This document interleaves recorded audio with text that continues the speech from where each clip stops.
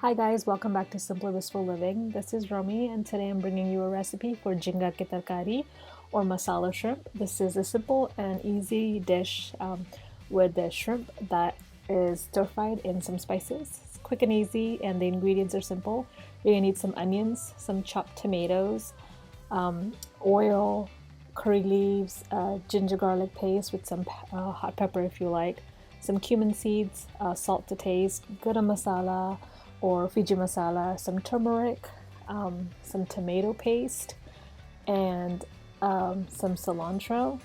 And of course, you're going to need your shrimp. I'll have the written recipe linked down below. For my shrimp, I am using already shelled and deveined wild-caught Argentinian shrimp. This is naturally red. It's not cooked.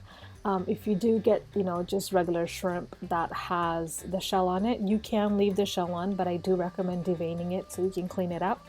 We're going to start off with your pan on medium-high heat. I'm going to start off by putting in the oil. Once the oil is hot, you're going to go in with your onions and we're going to saute them until they're golden and soft. Now we're going to go in with the cumin seeds. I like to move my onions aside and then let the cumin seeds splatter. Then you're going to go in with your tomato paste and your chopped tomatoes. I like to use tomato paste because it helps all the spices adhere to the shrimp very well and it does get a nice depth of flavor. Once that's cooked down, we're going to go in with our ginger garlic paste. I'm also using some hot pepper in here. I recommend if you can handle spice, put in some hot peppers, make it nice and tita, nice and spicy. Then we're going to wait for this to cook down and then we're going to go in with our curry leaves and some turmeric or some hardi and some masala.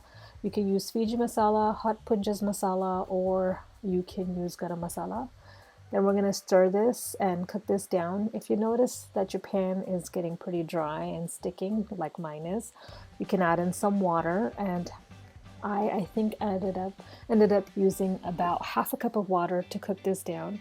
You cover it, lower your flame to medium low, and then cook this really well, making sure that the tomato has broken down and all the spices are cooked through. And then we're going to go in with our shrimp and with our cilantro or dhania.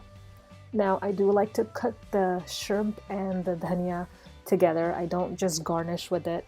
It does add a depth of flavor, and I use the stems and everything when I use the cilantro.